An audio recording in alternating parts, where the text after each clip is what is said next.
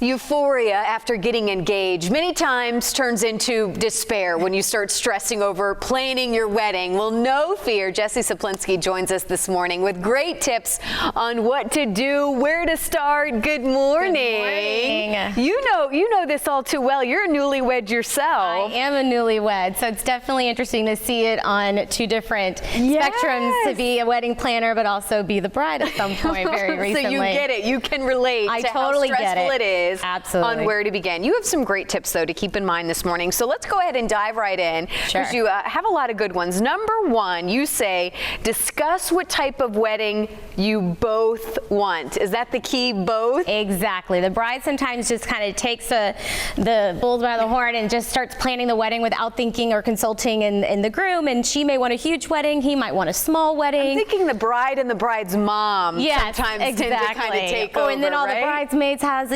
an opinion and all that. So you definitely want to talk together as a couple. Do you want a church wedding? Do you want an outside wedding? Do you want an indoor wedding? Do you want something small and intimate? Do you want something huge and a big party? So you definitely want to sit down and narrow down the style and the type of wedding that you both want, that you're both going to be happy with at the end of the day. At least the major points, because I know a lot of times the grooms and the guys, they don't care when it comes to certain details. Exactly. But the big points, like you said, make sure you're on the same page for that. Exactly. Number two, figure out your budget. Yeah, that's a big thing. Huge, and it's always probably the most stressful thing, and it causes the most probably fights I've seen in couples, because usually the bride goes way over the budget. So it's really important to stick to the budget and understand and be realistic about how much it's going to cost to have a wedding, and by understanding your budget then tells you how many guests you can invite and where the wedding's going to be and what you're going to serve and how much you can spend on entertainment. All of those things are very important to think of, and it's easy to get a little carried away. So you definitely want to figure out what your budget is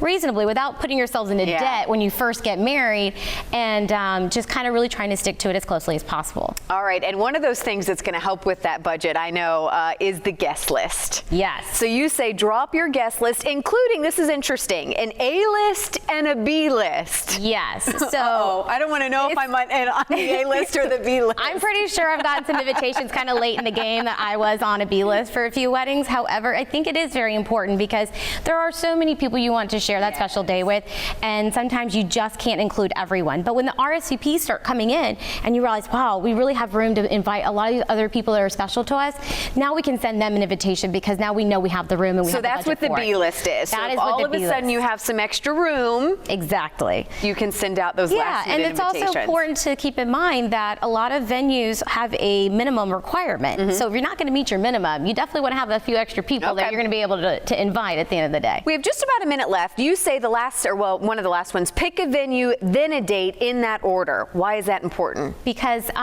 it's important to figure out the venue, because that's going to be the most important place. If you stick to a date and you can't find a venue that's going to be open, then you're going to picking a venue that you don't like just to accommodate that date. And venues, from what I understand, are booking up fast. Oh, more than a year in advance. So the first thing you do when you get engaged is pick the venue, and then you decide what dates are available to pick your wedding date. Well, as we kind of close up here, you say your last, I love this, the last tip, the last take home, just breathe. Yes, enjoy it. It goes by so fast, and it's really supposed to be enjoyable and a process that you're going to enjoy with both the groom and the bride. Get that, the groom and the bride.